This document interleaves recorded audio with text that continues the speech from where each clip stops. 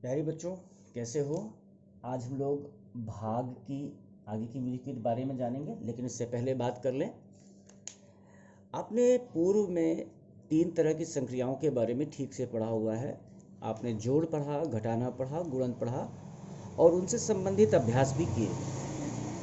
इसके अलावा आपने भाग की शुरुआती विधि को समझा था। आपने समझा था कि उसका कॉन्सेप्ट क्या होता है। आज हम भाग की बड़ी विधियों के बारे में बात करेंगे।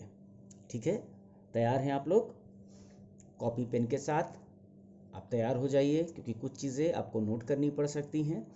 और जैसा आपसे कहा था कि आपने 0 से लगाकर, बल्कि 1 से लगाकर 9 तक का टेबल आपने निश्चित रूप से याद कर लिया होगा, ऐसा मानते हैं। आगे आने वाले समय में आपको और टेबल को बेहतर करना है और ज़्यादा से ज़्यादा टेबल आप याद कर पाएँ, वो ज़रूरी है। हम भाग में बढ़ें इसके पहले गुणे की छोटी सी, जो गुणन है उसकी एक छोटी सी बात को जान लेते हैं, कैरेक्टरिस्टिक को जान लेते हैं। वो क्या है?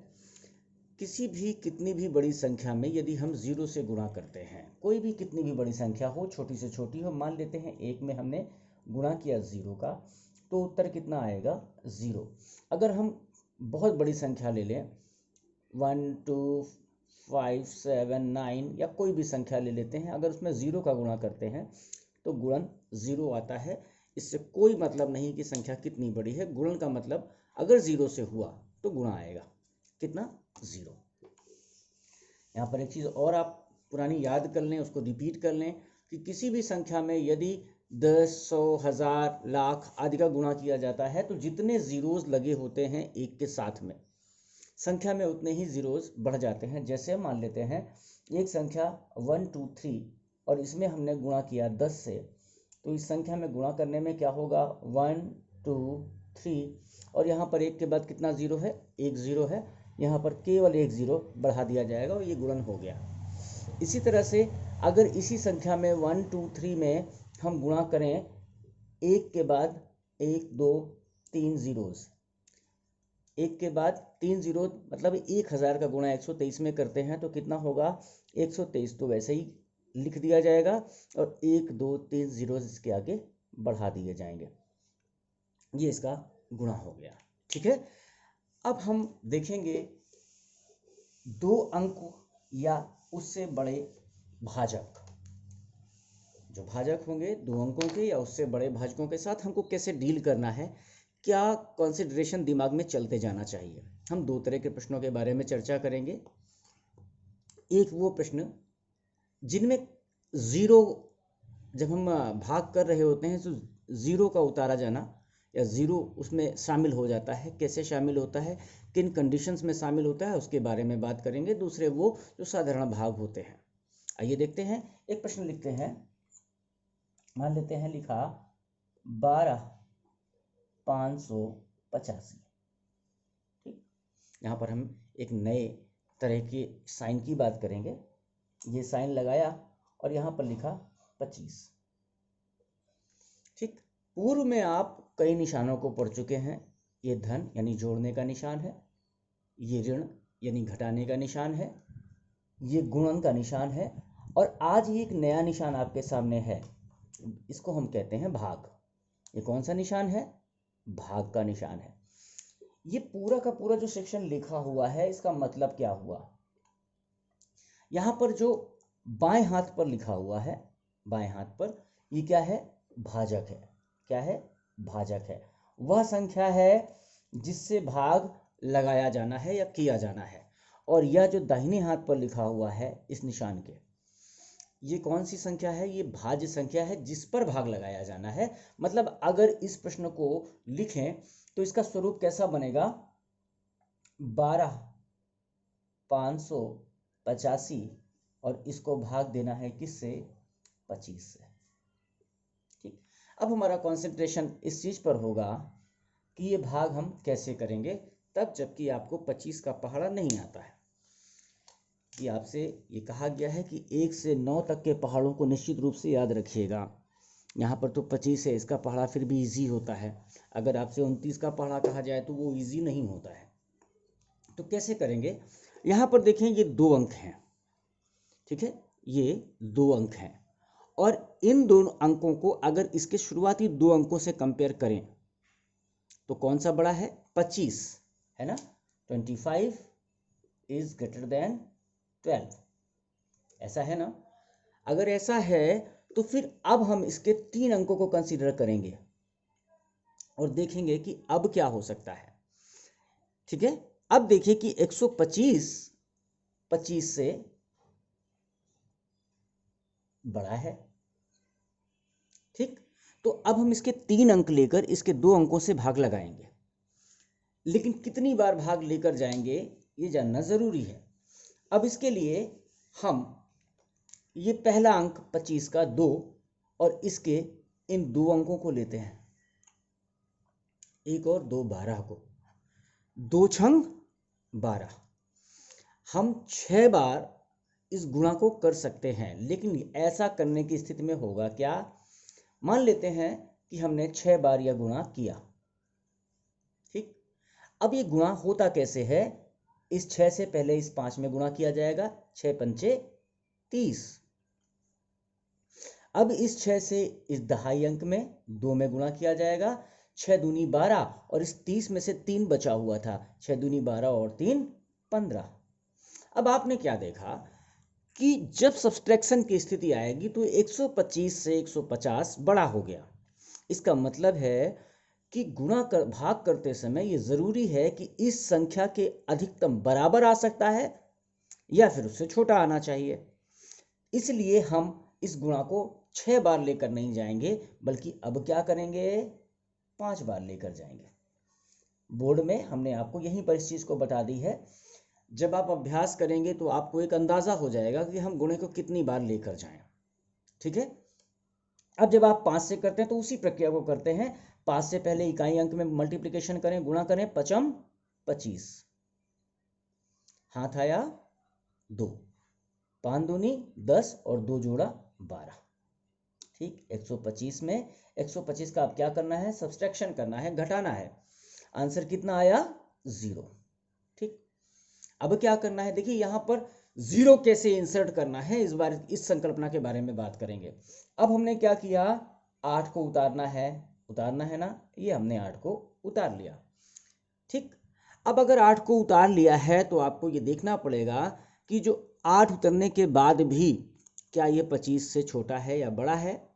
आपने देखा कि ये छोटा है, इसका मतलब इतने में काम नहीं चलेगा।